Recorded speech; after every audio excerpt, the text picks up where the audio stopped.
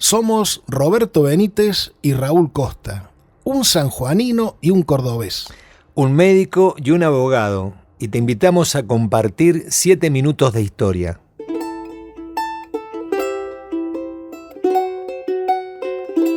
Siete minutos de historia. Lo que no te contaron.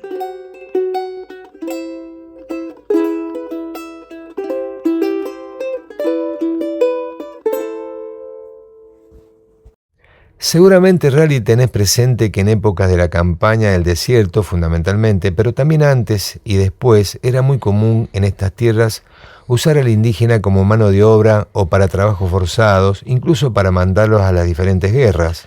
Claro que sí, lo tengo presente. La utilización del indio para lo más duro. Podríamos hablar de esclavitud incluso, ya que eran entregados en una especie de servidumbre.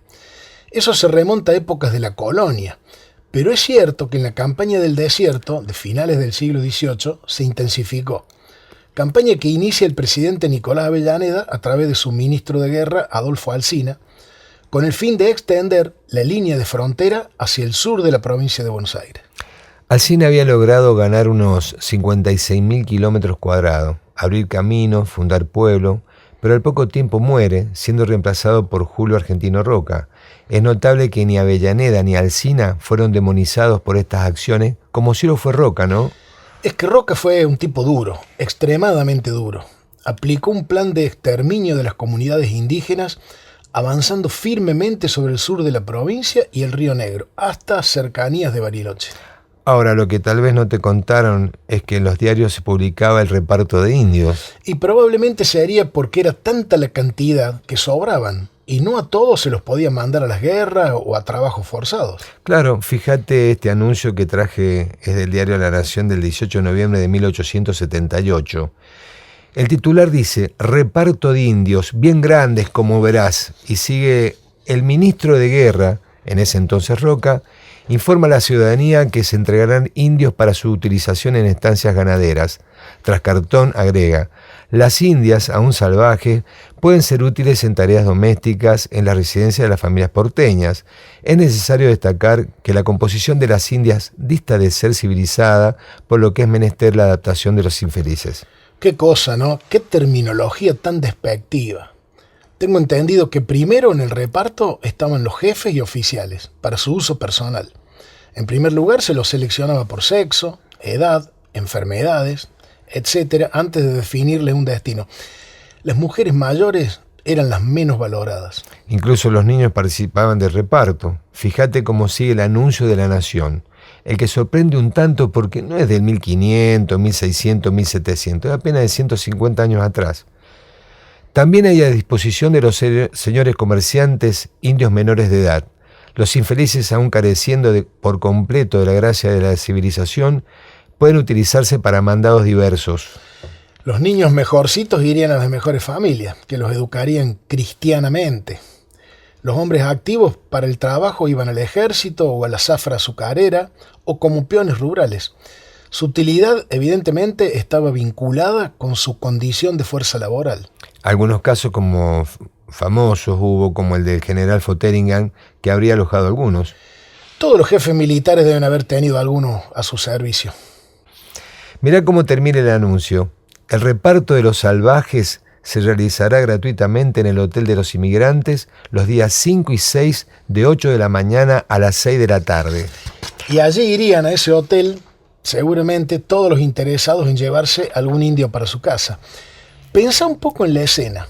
Un montón de ricachones yendo a buscar a algunos indios para ponerlos a trabajar para ellos.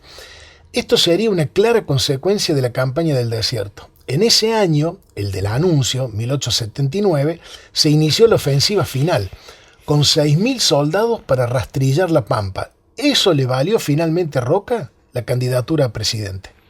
El saldo sería miles de indígenas muertos, unos 14.000 reducidos a servidumbre y la ocupación de las tierras que habitaban.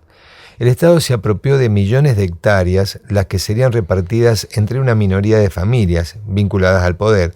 De ahí vienen los Álzaga Unzué, los Sanchorena, los Pereira Iraola, los Martínez de Hoz, muchos de los cuales dejaron las tierras sin poblar y especularon con la suba de su precio. Fíjate lo que es hoy la provincia de Santa Cruz, por ejemplo. Todavía está muy deshabitada. ¿Y sabes otra cosa que tal vez no te contaron? Que la isla Martín García era el lugar de reclutamiento donde iban a parar todos los prisioneros antes de darles un destino definitivo. Sí, algo leí. El asilo en las islas era el paso previo a la redistribución de los prisioneros, aunque en ocasiones era su destino final. Es el caso de los ancianos y los enfermos no aptos para el trabajo. En esos años la cantidad de alojamiento era enorme. En realidad era una especie de campo de concentración. Algunos tendrían itinerarios forzados, otros perdían el nombre tras los bautismos. También muchos allí trabajaban en la extracción de arena. Y así como Martín García era el lugar de reclutamiento y distribución, Río Cuarto, por ejemplo, era una ciudad receptora y derivadora de mujeres y niños tomados prisioneros, especialmente en esta década, la de 1870. Bueno, famoso es el reparto discrecional de tierra que hicieron los Rocas allí en la zona de Río Cuarto. Otro aspecto interesante a señalar es el rol de la sociedad de beneficencia, que hacía las veces de agencia de colocación de empleos.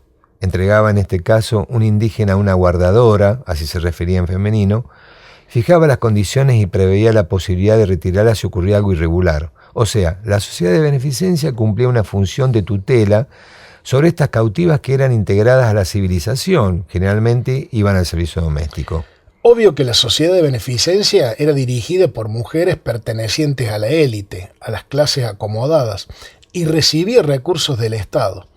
El compromiso era educarlos cristianamente, alimentarlos y vestirlos.